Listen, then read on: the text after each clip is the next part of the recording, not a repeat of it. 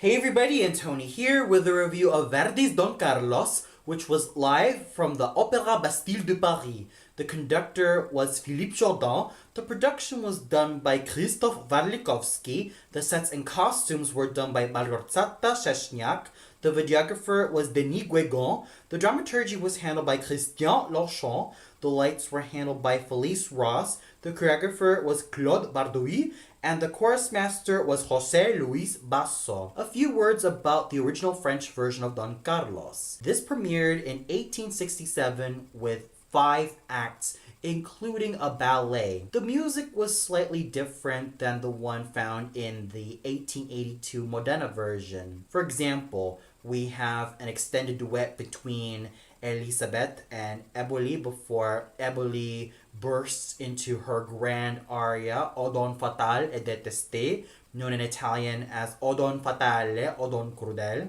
And of course, the duet between Rodrigue and Philippe was slightly different. And even the finale was a little bit more different than the Modena version. While the Modena version was a lot more grandiose and sounded quite bombastic in its ending, the ending found in the original Paris version was a little bit more subdued, yet still maintained the element of grandiosity.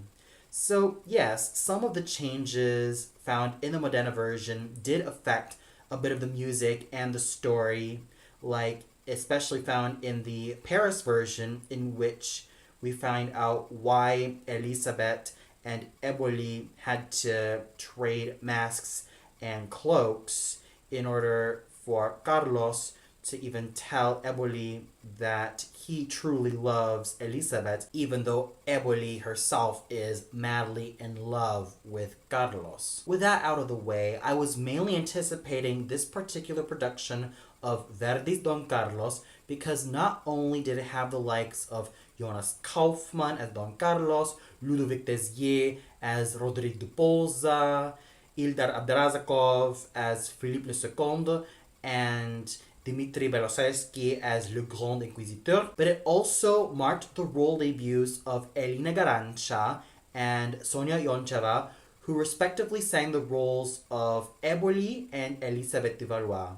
I will gladly talk about all their performances, including Garanca's and Yoncheva's, much later in this review, but first, my thoughts on the production. The action for this production of Don Carlos seems to transport the original action from the 1400s, 1500s Spain and France, and even that of Flanders, all the way up to, I would say, the 20th century. More specifically, somewhere between the 60s and even the 50s, at latest probably the 90s, especially evidenced with some of the furniture when Philip sings the French version of Elle a jamais maman, with Eboli kind of listening in as if to also show that yes, Philip was also keeping Eboli as his mistress. And there were also some moments where we also see some projected images of Carlos almost about to shoot himself, and of course the very famous moment of having the hairy-faced devil man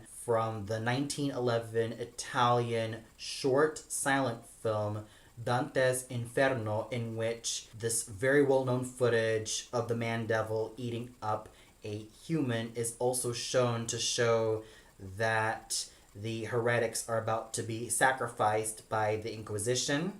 And of course, it also shows that type of fanatical power that the Inquisition has upon the people. And of course, the images where Elisabeth lifts up her wedding veil also shows that Carlos is almost about to lose her. The overall production design was quite minimalistic at times, but at other times it was quite grand when it needed to be, especially the very wonderful auto da fe scene, in which we see some platforms and everyone dressed up to the nines in some really elegant clothing. And speaking of the costumes, I thought that each and every one of them managed to be quite elegant, especially when it came to Philippe's and Carlos's costume at the Auto da Fe scene. Their costumes looked really regal and quite dashing to look at. And of course, we even get to see Eboli being a sort of fencing coach to the women in her veil song, Appelé du Fée. And fun fact, the Princess of Eboli was also quite very well known as a fencer, and she was also quite instructive when it came to certain techniques and certain attacks. So overall, the production and costumes were quite interesting and were quite gorgeous in their own special ways, even though there were some moments in which it tended to be kind of dark and a little bit dreary in a lot of areas, but still, I still have to give a lot of credit to the people behind this production for making this come to life. And now we get to the singers, starting off with Jonas Kaufmann as the titular Infante Prince, Don Carlos. It should be no surprise that he has been singing this role in a lot of the great opera houses from all over the world. And he certainly offers a sense of nobility, ferocity, and as always, he's very, very handsome and is completely alluring to watch. Not only is he alluring as an actor, but as always, he is so alluring as a singer. He knew how to pace himself so well, and he knew when he had to sing with such abandon and when he had to trim down. So I'm not gonna mince words here. Jonas Kaufmann, as always, is a major pro in everything that he does. He manages to maintain his dark-sounding, baritonal, dramatic tenor voice, which he has been very well known for. And of course, he continues to be alluring as always. Making her role debut as La Princesse de Eboli was Elina Garanca. And boy, did she manage to sell the goods in this particular role. First of all, she manages to use her trademark gorgeous looks and physique to give this role a lot of life, passion, and beauty. It should be no surprise that Madame Garanca's trademark features are, of course, her attractive good looks and, of course, playing up on glamour, which she did so well with Eboli. And as a singer, she is always reliable. Her renditions of the Veil song Appelé du Fée, and of course her grand aria O Don Fatale, and even her trio with Carlo and Rodrigue when she finds out that she has been betrayed by Carlos, and of course when he confesses that he loves Elisabeth and her alone, does she manage to really let all that rage show in her voice. Even though her acting can be quite limited, Elina Garanca is always a reliable vocal artist. She managed to make the best out of Eboli. She sang everything so superbly that I was in great awe of her talents as a wonderful vocal artist, as I've always been. She definitely grew into the more dramatic mezzo roles so well. And I cannot wait to see her in roles like Dalila,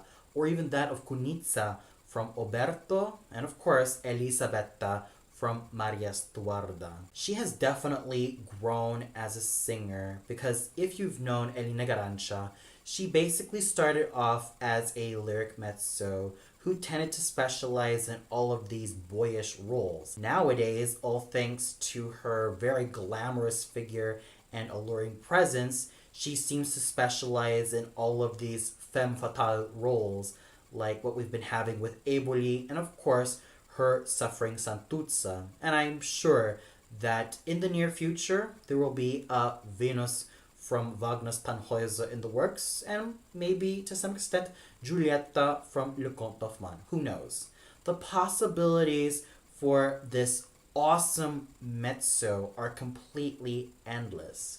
Also making her role debut as Elisabeth de Valois was the very fabulous Bulgarian full lyric soprano Sonya Yoncheva, and she managed to inhabit this role so well. She managed to give her a lot of dignity. She was wonderful in terms of the way she sang each of her arias, whether it be the aria to the Countess of Arenberg, and of course her grand aria, which is of course the French version of Tuque Levanita. She managed to sing everything so well. She showed a lot of perseverance, she showed a lot of glamour, and she definitely stole the show as Elisabetta, making her so alive as a character and so awesome to witness. So there was no doubt that both Elina Garanca and Sonya Yoncheva did amazing jobs in their role debuts as Eboli and Elisabeth respectively. But what about the other great players? Well, luckily for them, they were also fabulous.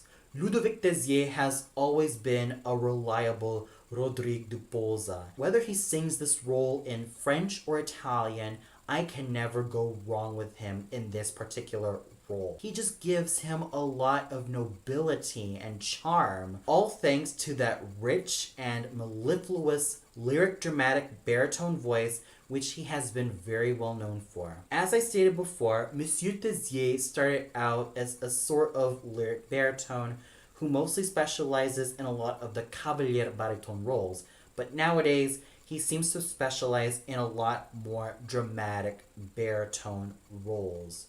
And when you have something like Posa, in which he sings both lyrically and dramatically, he certainly knows how to combine these two facets to the best of his abilities. Ildar Abdrazakov was amazing as Philippe le Second, all thanks to his rich and round basso cantante voice.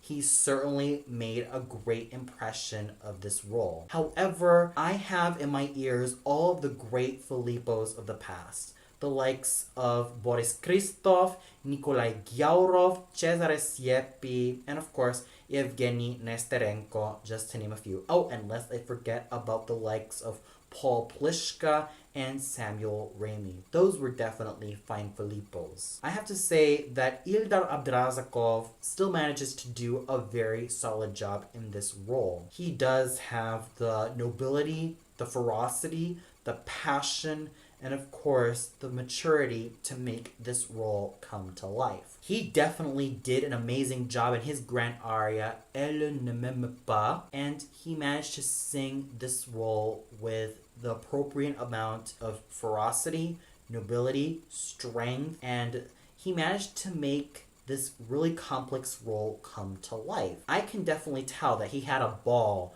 portraying the role of Philippe II, all thanks to his wonderful talents as a fine basso cantante and of course his great efforts as a singing actor. Dmitry Beloselsky, who was also quite well known for singing Philip II, here sings the role of the Grand Inquisitor, and my goodness, was he absolutely fine in this role. Yes, I sort of miss the more earth-shattering voices like Gottlob Frick, Kurt Böhme, and even that of Martti Talvela, but I have to give Monsieur Beloselsky a great amount of credit for how he managed to embody the Grand Inquisitor. He made him absolutely strong in his characterization, stern, stoic, and almost ready to strike at any cost. He made him quite intimidating as well, with his glowering gazes, even though his eyes were, for the most part, hidden in a pair of sunglasses. One can definitely feel his overall presence as a singing actor in the way he moves on stage, in the way he manages to make certain movements. He managed to make the role of the Grand Inquisitor come to life. And I also have to give a lot of props to the young basso who sang the role of the monk, and his name was Krzysztof Baszek. For someone who is still quite young, being in his mid-20s, well, technically 27, he was in absolutely wonderful vocal form. I'm amazed at the size and width and length of his voice. That basso cantante richness was very much in full evidence when he sang the role of the monk. And I can definitely tell that there is an amazing future for this wonderfully young basso cantante. Who knows? Maybe in a few years' time, he can definitely make it as Philip II. Because it should be no surprise that a lot of monks are potential candidates for singing the likes of Philip II and, of course, the Grand Inquisitor. There is an amazing future for Mr. Bashik, and I wish him all the best. We also had such excellent singing from the likes of Eve-Marie Hubo's boyish and charming Thibault, Silga Tiruma's gorgeous voice from the heavens, Julien Dron's lyrical and handsome Comte de Lerma, Hyun-Jong's handsomely sung Herald, and of course, the 6 deputies who were sung by Tiago Matos, Mikhail Partika, Mikhail Timoshenko, Tomas Kumiega, Andrzej Filonchik, and Daniel Giuliani. So overall, the singing was excellent, and special kudos definitely has to go to Elina Garanca and Sonya Yoncheva for making great role debuts as Eboli and Elisabeth. You ladies did an amazing job in your role debuts that I was practically on cloud 9. And of course, I have to give credit to the likes of Jonas Kaufmann, Ludovic Tezier, Ildar Abdrazakov, Dmitry Beroselsky, and Christoph Bashik for also doing amazing jobs in their wonderfully pivotal roles. And the conducting done by Philippe Jourdan was really well done. He paid attention to the orchestra and the chorus and the singers, and he managed to handle the music with such great tact. And of course, the chorus and orchestra of the Opéra Bastille de Paris were absolutely amazing. So overall, what a great role debut this was, not only for Elina Garanca as Eboli, but also for Sonya Yoncheva as Elisabeth du Valois. Everyone went together so well. And of course, this was definitely a wonderful vocal tour de force. Whether it be from the major singers or the minor singers, everyone was in fine unison. And for those of you who caught this particular production of Verdi's Don Carlos live from the Opéra Bastille de Paris, what did you think of it? Did you feel like Elina Garanca and Sonya Yoncheva did wonderful jobs as Eboli and Elisabeth? Did you feel like there was another singer who stole their thunder? Or did you feel like there was something or someone that just didn't really hold up? Comment below and let me know. Well, that's all for now. Be sure to tune in tomorrow for my review of Paranoia Agent. So until then, good night, everybody.